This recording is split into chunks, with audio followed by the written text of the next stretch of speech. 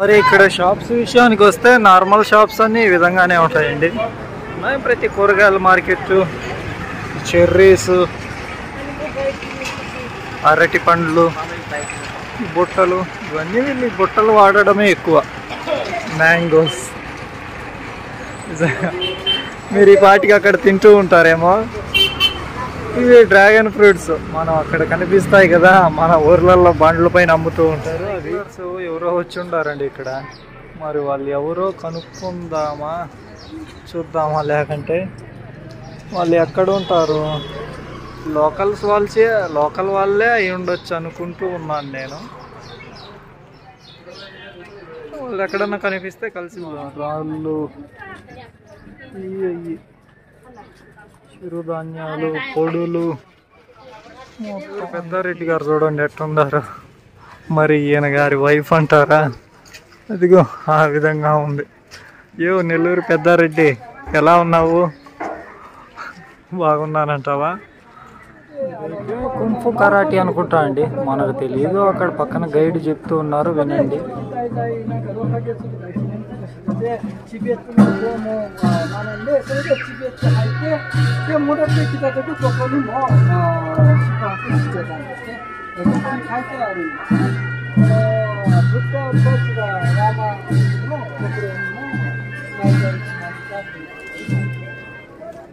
మన వినాయక ఇక్కడ చాలానే ఉన్నారు. ఇక వీరు కూడా ఉన్నారు. ఇక వీడు కూడా చాలానే ఉన్నాయి ఇక్కడ. ఇలా మన వితౌట్ మాస్టర్ తీసుకువెళ్ళొచ్చా అంటే ఎంత చెప్తారో అండి. నిజంగా కొందామా ఏమన్నా అంటే చూద్దాం వాళ్ళు ఎంత చెప్తారో. ఒకటి ఇక్కడి గుర్తుగా ఏం తీసుకువెళ్దామో. ప్రతి ఒక్కటి బాగున్నాయండి, చాలా బాగా ఉన్నాయి. నేపాల్ గుర్తుగా ఏదో ఒకటి తీసుకోవచ్చా అంటే తీసుకుందాం ఏదో ఒకటి.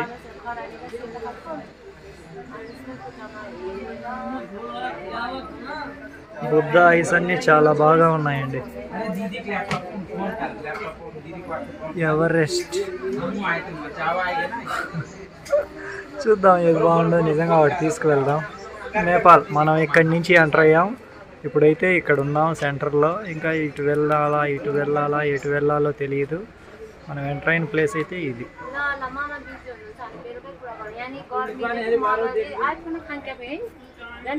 అదండి విషయం. అక్కడున్న ఐస్ కాస్త ఇక్కడికి కూడా వచ్చేసాయి. తీసుకున్నాను ఇదొకటి, ఈ సిరామిక్ది సంబంధించి. ఇంకొకటి తీసుకున్నాను. బడ్జెట్ అంటే హై బడ్జెట్, 500 రెండు కలిపి. ఇలా గుర్తుగా ఉంటాయని నేపాల్కి సంబంధించి మౌంట్ ఎవరెస్ట్, బుద్ధ ఐస్కి సంబంధించి ఇవి. ఇక్కడున్న ఐస్, అక్కడున్న ఐస్. టైం చూసుకోవచ్చు, 2:50 అయిందండి.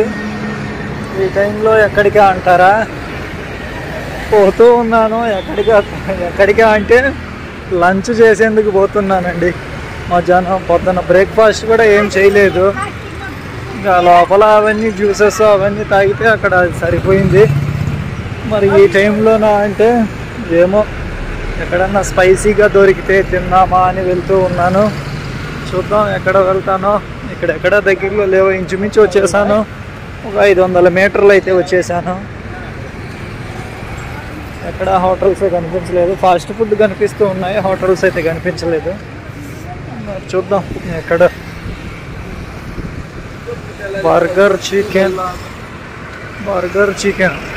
ఇక్కడ ఏదో ఉన్నాయి ఫాస్ట్ ఫుడ్లు.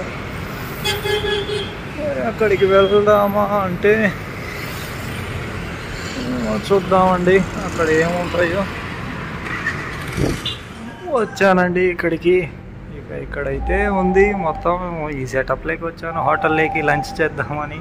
టైం అయితే అయింది 3:30 టైంకి అయితే వచ్చాను నేను లంచ్ చేసేదానికి. ఇక ఆర్డర్ అంటారా, ఇట్లాంటి హోటల్ అంటే గట్టిగానే ఉంటాయి, చూసుకోకూడదు. ఈ ప్లేస్కి వస్తే ఎంజాయ్ చేసేయాలి, ఏదో ఒకటి తినేసి ఇక్కడ ఫుడ్ని. ఇక నేను చెప్పాను చాలా సంవత్సరాల తర్వాత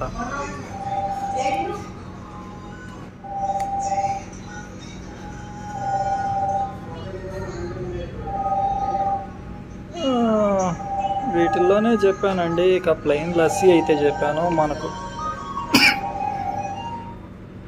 ప్లెయిన్ లస్సీ అక్కడ 100 రూపాయలు పడింది, ఇక్కడ 155 రూపాయలు. ఏం చేయలేమండి, మరి ఎలా ఉంటాయో చూద్దాం. ఈ రెస్టారెంట్కి అయితే వచ్చానండి. ఇక్కడైతే చెప్పాను, ఒక లస్సీ చెప్పాను. ఇక ఫుడ్ అంటారా, ఏదో ఒక ఐటెం చెప్పాను. అది ఈ లస్సీ కాస్ట్ అంటారా, అక్కడ 100 రూపాయలు ఉంటే ఇక్కడ 150 రూపాయలు, 155 ఏమో. అలా ఇలా ఈ హైజెనిక్గానే ఉన్నాయి ఇవి, అందుకని ఇలా. ఖర్చు అంటారా, ఖర్చు అవుతూనే ఉందండి.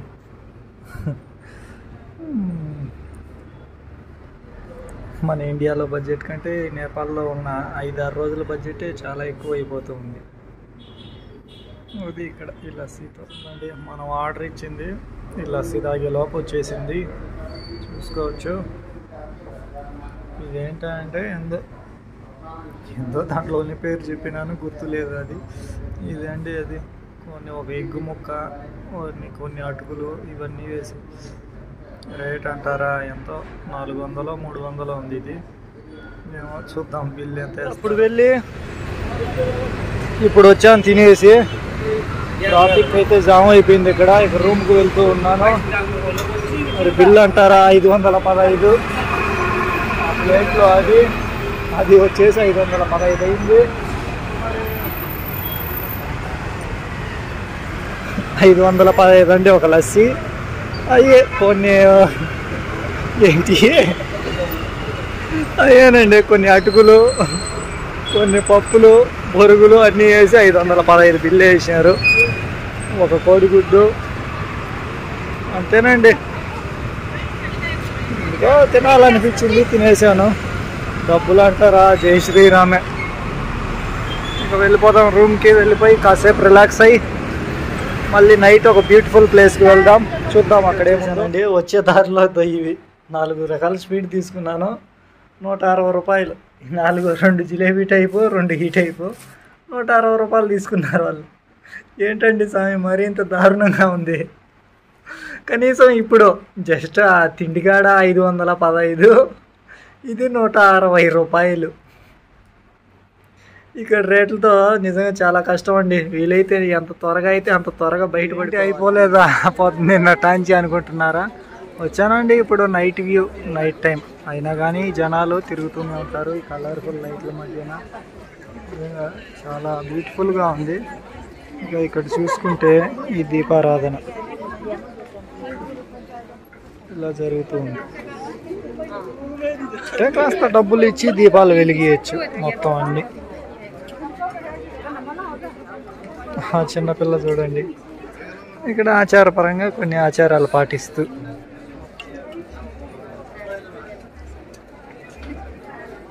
అలా. ఇక ఎవరి ఫోటోల్లో వాళ్ళు.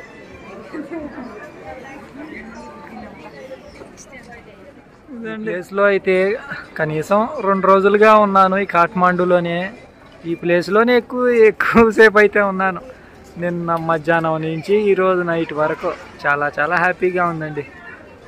ఎందుకో ఈ ప్రదేశంలోనే ఉండాలనిపించింది, అందుకని ఇక్కడే ఉండిపోయాను.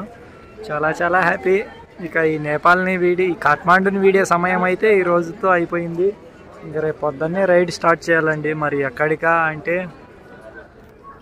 కాఠ్మాండూను వదిలేసి ఇంకా బయటికి వెళ్తూ ఉండాలి. ఆ తర్వాత ఎక్కడికా అనేది మన మాస్టర్నే డిసైడ్ చేస్తూ ఉంటుంది. ఇంకా చాలా హ్యాపీ అండి. 77 రోజులు, కనీసం 8 రాష్ట్రాలు, ఒక దేశ రాజధాని కాఠ్మాండూలో ఈ ప్రదేశం. చాలా సంతోషంగా ఉంది. 6300 కిలోమీటర్లు వితౌట్ పొల్యూషన్ ట్రావెలింగ్. చాలా హ్యాపీగా ఉందండి. నన్ను ఇంతగా సపోర్ట్ చేస్తున్న మీ అందరికీ చాలా థ్యాంక్ యూ. మరి ఇక్కడ ఖర్చు ఎంత అయిందంటారా, మన ఇండియాలో ఉన్నప్పటికీ మొదటి రోజు నుంచి నేపాల్ ఎంటర్ అయ్యే రోజు వరకు కనీసం ఒక 19,000 ఖర్చు అయిందండి ఇండియాలో. మొత్తం ఫిబ్రవరి 12 నుంచి నేపాల్ బార్డర్ ఎంటర్ అయ్యేంత వరకు 19,000 ఖర్చు అయింది. మరి నేపాల్లో అంటారా కనీసం 5-6 రోజులకే 8,000 ఖర్చు అయిపోయింది. ఈ నేపాల్ డబ్బు పరంగా. ఆ విధంగా ఇక్కడ రేట్ల పరంగా ఆ విధంగా ఉన్నాయండి. అక్కడ అన్ని రోజులు ఉంటే అంత గాంధీ, ఇక్కడ కొన్ని రోజులకే దాంట్లో సగం డబ్బు అయిపోయింది. బడ్జెట్ అంటారా, ఇంకొన్ని రోజులకు సరిపోయేమైనా సెట్ చేసుకున్నాను నేను. బడ్జెట్ అనుకోలేదండి ఇన్ని రోజులు పడుతుంది అనుకోలేదు. యాక్చువల్లీ అనుకున్నాను ఓబులవారిపల్లి టు నేపాల్, ఏ విధంగా సిలిగుడి నుంచి నేపాల్కి వచ్చేద్దామని అనుకున్నాను. మధ్యలో ప్లాన్ చేంజ్ అయిపోయింది. అస్సాం వైపు నార్త్ ఈస్ట్ మీదుగా. మరి వీటికి సంబంధించిన అంత అమౌంట్ అంటారా, అమౌంట్ అంటే కొన్ని రోజులకి సరిపడేంత అమౌంటే నేను కొద్దిగా సేవ్ చేసుకుంటూ వచ్చాను ఒక 3 సంవత్సరాలుగా. ఆ డబ్బునే ఇప్పుడు వాడుతూ ఉన్నానండి. ఖర్చు చేసిన ప్రతి డబ్బు నా సంపాదనేనండి. మధ్యలో కూడా చాలామంది సహాయపడ్డారు, దానికి చాలా చాలా థ్యాంక్ యూ. ప్రతి ఒక్కరికి జీవితాంతం రుణపడిపోయేంత థ్యాంక్ యూ. కొందరు ఆహారం సాయం చేస్తే, కొందరు వాళ్ళకు తోచినంత కొంత ధనం సాయం చేశారు. వాళ్ళకు జీవితాంతం నిజంగా థ్యాంక్ఫుల్. చాలా చాలా హ్యాపీ అండి. ఇలా ప్రతి ఒక్కరూ సాయం చేస్తూ నన్ను ముందుకు నడిపించినందుకు వీళ్ళందరికీ థ్యాంక్ యూ. సపోర్ట్ చేస్తున్న మీ అందరికీ కూడా థ్యాంక్ యూ. నిజంగా అనుకోలేదు అసలు ఇంతటి సపోర్ట్ నాకు లభిస్తుంది అని అనుకోలేదు. ఇన్ని పరిచయాలు కూడా ఎదురవుతాయి అని అసలు అనుకోలేదండి. నేను ఏదో మా ఊర్లో కూడా తెలియదు నేను అసలుకి ఇలా వచ్చేసేది. అలా వచ్చేసాను. నేను అనుకున్నాను వెళ్ళిపోదామని, అంటే మా ఇంట్లో తెలుసు అంతే. ఇంకా మా ఊర్లో, మా వీధిలో కూడా తెలియదు అసలుకి నేను ఇలా వచ్చేసేది. కానీ ఇప్పుడు వాళ్ళు కూడా చాలా సంతోషంగా ఫీల్ అవుతూ ఉన్నారు. నేను ఒక సైకిల్లో ఇంత దూరం రావడం వాళ్ళు చాలా హ్యాపీగా ఫీల్ అవుతూ ఉన్నారు. అందుకు నేను నిజంగా చాలా హ్యాపీగా ఉన్నానండి. వాళ్ళందరి హ్యాపీనెస్లో నా హ్యాపీనెస్ ఇంకా డబుల్ అవుతుంది. నన్ను పలకరిస్తున్న వారు కూడా చాలా హ్యాపీగా ఫీల్ అవుతూ ఉన్నారు నేను ఇంత హ్యాపీగా ఉండడం చూసి. నిజంగా అందుకు చాలా చాలా హ్యాపీ అండి. నేనైతే ప్రతి ఒక్కరికి థ్యాంక్ యూ అండి. ఈ ప్రయాణం నా ఒక్కడిదే కాదు, నాకు తోడుగా వచ్చిన ప్రతి ఒక్కరిది. ఇక ఈ ప్రదేశంలో ఈ సినారియా ఫ్లైట్లతో ఇదేనండి నా స్టోరీ. అయితే ఏందంటారా, మారుమూల ఆంధ్రప్రదేశ్ చెప్పిందే ఎన్నిసార్లు చెప్తామంటారా, అదే నాకు హ్యాపీనెస్గా ఉందండి. మా ఊరి నుంచి, ఓబులవారిపల్లి నుంచి ఇక్కడికి వచ్చాను చూడండి, ఇదే నా హ్యాపీనెస్. సైకిల్లో నా మాస్టర్కి చెప్పుకోవాలి థ్యాంక్ యూ, నన్ను ఇక్కడి వరకు చేర్చినందుకు. నా ఫ్రెండ్స్ అంతా సగర్వంగా చెప్పుకోవచ్చు అండి నేనైతే ఇక్కడ ఉన్నాను అని. చాలా చాలా హ్యాపీ, దానికి చాలా సంతోషం. Thank you so much everyone.